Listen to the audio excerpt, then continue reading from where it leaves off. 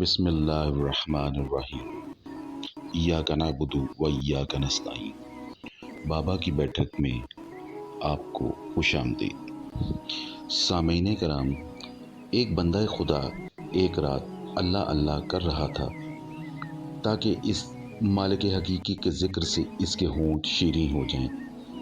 इब्लीस ने ये देखा तो उसके पास जाकर बोला, ओ बेवकूफ़, चुप कर, कब तक अल्लाह अल्लाह करने में मसरूफ़ रहेगा? कभी इसकी तरफ से कोई जवाब भी तुझे मौसूल हुआ? जब जवाब नहीं मिल रहा तो उसका जिक्र क्यों कर रहा है? वो बंदा खुदा सोच में पड़ गया, इसका दिल बहुत दुखा। इस ख्याल में उसको नींद आ गई। क्या देखता है कि हज़रत खिज़र अलैहिस्सलाम तशरीफ़ लाते हैं और उससे पूछते हैं कि ऐ अल्लाह के बंदे, तूने जिक्र क्यों छोड़ दिया? उसने जवाब दिया, मैं फ़िक्रमंद हो गया हूँ कि मुझे अल्लाह की तरफ से जवाब क्यों मौसूल नहीं हुआ। मुझे डर है कि कहीं मेरे परवरदिगार ने मुझ पर अपना दरवाज़ा बंद तो नहीं कर दिया। हज़रत खिज़र अलैहिस्सलाम ने फरमाया, मुझसे अल्लाह ने इरशाद फरमाया है कि तुझको ये बताऊं कि तू जो अल्लाह अल्लाह करता है वो हमारी ही तो सदाए लब्बैक है। वो सौदोगुज़ार वो दिल में पैदा हो गया है जो भी हमारा ही भेजा हुआ है। मैंने तुझे इस ज़िक्र में ऐसा मसरूफ़ कर दिया कि तेरा खौफ, तेरा इश्क़ इलाही हमारी अनायतें नहीं। जब एक बार अल्लाह कहकर पुकारता है तो तेरे ज़िक्र में हमारी बेशुमार लब्बैक पोशीदा होती है। जो मेरा ज़िक्र नहीं करते उनके मुंह और उनके दिल पर कुफ्र लग चुके हैं। बंदा जब अल्लाह को याद करता है, इसे पुकारता है, तो इसका मालिक व खालिक उसकी पुकार सुनता और जवाब देता है। सामीन कराम, इसी तरह एक शख्स सफ़र में था, थक कर एक सायादार दरख्त के नीचे लेट गया। उसे जल्द ही नींद ने अपनी आगोश में ले लिया। एक और मुसाफिर घोड़े पे सवार आ रहा था। उसने दूर से देखा कि एक शख्स सोया हुआ है और उसके चेहरे पे एक काला सांप बैठा हुआ है। वो घोड़े से उतरा ही था कि ताकि इस शख्स की मदद कर सके, तो सांप ने जल्दी से उस शख्स के पेट में दाखिल होकर अपने आप को महफूज कर लिया। घुड़सवार ने सोए हुए मुसाफिर को घूंसा मारकर उठाया तो वो घबरा कर भागने लगा। अब वो आगे आगे था और घोड़ा सवार उसके ताक़ुब में। रास्ते में सेब के एक दरख्त के नीचे कुछ कच्चे पक्के सेब गिरे नजर आए। घुड़सवार ने इस मुसाफिर से कहा, ये सब उठाकर खाने जल्दी जल्दी शुरू कर दो, वरना मैं तुम्हें मार मार कर अधमुआ कर दूंगा। मजबूरन उस शख्स ने चंद सेब उठाकर खाए। घुड़सवार ने उसको कहा कि मजीद खाओ। उसने और खाए। आखिरकार वो थक गया, उसका जी मतला रहा था। अब उस घुड़सवार ने कहा, मेरे आगे आगे भागो, अगर तुम रुक गए तो मैं तुम्हें जान से मार दूंगा। वो दौड़ने लगा, यहाँ तक कि थक कर सुस्ताने ही वाला था कि घुड़सवार ने जोर से घूंसा मारा और दौड़ने की ताकीद की। भागते मुसाफिर ने पूछा, भाई ये तो बताओ मेरा कसूर क्या है जिसकी सज़ा मुझे दी जा रही है? अगर मैंने कोई तुमसे ज्यादती की है या तुम मेरे कोई अज़ली दुश्मन हो तो मेरा सर तन से जुदा कर दो, मगर यूं तड़पा तड़पा कर तो मत मारो। ए बंदा खुदा, ना मैंने किसी की अमानत में ख़यानत की है, ना मेरी कोई और गलती है, फिर तुम मुझे यूं क्यों सता रहे?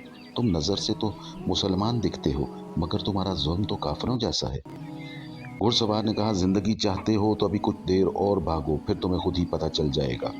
वो शख्स चीखता चिल्लाता फिर भागने लगा। अचानक उसे कै आई और जो कुछ पेट में था बाहर आ गया। इसमें वो काला सांप भी था। उसने सांप को देखा तो डर के मारे कांपने लगा। उसे सारा मामला समझ आ गया। वो घुड़सवार के पांव में गिर गया और इसके एहसान का शुक्रिया अदा करते हुए बोला कि ए बंदा खुदा, तू तो मेरे लिए फरिश्ता साबित हुआ। मैं तुमसे बेहद शर्मिंदा हूँ जो तुझे बुरा भला कहता रहा। काश तुम हकीकत हाल से मुझे पहले आगाह कर देते। घुड़सवार ने जवाब दिया, अगर मैंने तुझे बता दिया होता कि तेरे पेट में सांप चला गया है तो तुम्हारे दहशत के मौत के मुंह में तू चला जाता। ना तू कच्चे पक्के फल खाता और ना तुझे कै आती और ना ही सांप बाहर आता। हुज़ूर सल्लल्लाहु अलैहि वसल्लम ने फरमाया, अगर मैं तुझसे इस दुश्मन का हाल बयान कर दूं जो तेरे अंदर छुपा बैठा है तो तू तो क्या, तेरे बड़े बड़े बहादुरों के पित्ते पानी हो जाएं। ना किसी को रास्ते चलने का होश रहे, ना काम करने की कोई फिक्र रहे। सामीने कराम, इससे हमें सबक ये मिलता है کہ جس شے کو تم باعث زحمت سمجھ رہے ہوتے ہو وہ تمہارے لیے باعث رحمت ہوتی ہے۔ اسی طرح ایک بار ایک عقاب شاہی محل سے اڑ کر راستہ بھٹک گیا اور بجائے واپس محل میں آنے کے کسی بیوقوف بڑھیا کے گھر جا بیٹھا۔ اس بوڑھی عورت نے یہ پرندہ پہلے کبھی نہ دیکھا تھا۔ وہ بہت خوش ہوئی اور اس عقاب کی خدمت خاطر کرنے لگ گئی۔ سب سے پہلے تو اس نے عقاب کے ناخن اور پر کاٹے اور ساتھ ہی ساتھ افسوس کرتی جا رہی تھی کہ تیرا کسی نے خیال نہیں رکھا تو تیری یہ حالت ہوگی۔ سچ تو یہ ہے کہ جاہل ہمدردی کرے تو آخر کار وہ آپ کے لیے تکلیف کا باعث بنے گی۔ بادشاہ نے اپنے کارندوں کو چاروں طرف دوڑا دیا، عقاب کو جس طرف بھی ہو ڈھونڈ کے لاؤ۔ جب عقاب مل گیا تو بادشاہ اسے اس حال میں دیکھ کر رو پڑا اور عقاب سے بولا، یہ تیری بے وفائی کی سزا ہے۔ عقاب اپنے کٹے ہوئے پر بادشاہ کے ہاتھ پر ملنے لگا، اپنی غلطی مان لی۔ پھر اس نے بادشاہ سے درخواست کی، اے بادشاہ، میں بے حد شرمندہ ہوں، میں توبہ کرتا ہوں، آئندہ ایسی غلطی نہ کروں گا۔ میں آج سے تجھ سے نیا عہد و پیمان باندھتا ہوں، تیری مہربانی ہوگی۔ میں کہاں جاؤں گا اب؟ تو مجھے معاف کر دے، میں ناخنوں اور پروں کے بغیر بھی شہباز ہوں۔ بادشاہ کو رحم آ گیا اور اس نے اس پرندے کو معاف کر دیا اور اس کو اپنی پہلی سی محبت دی۔ کسی جاہل کی صحبت کا انجام یہی ہوتا ہے جو اس شہباز کا ہوا۔ بڑے ہوئے ناخن اور لمبے مضبوط پر تو اس کی حسن اور طاقت کا نشان تھے۔ بڑھیا کو یہ معیوب لگے اور اس نے شہباز کا حلیہ بگاڑ کر اسے شاہین سے ممولا بنا دیا۔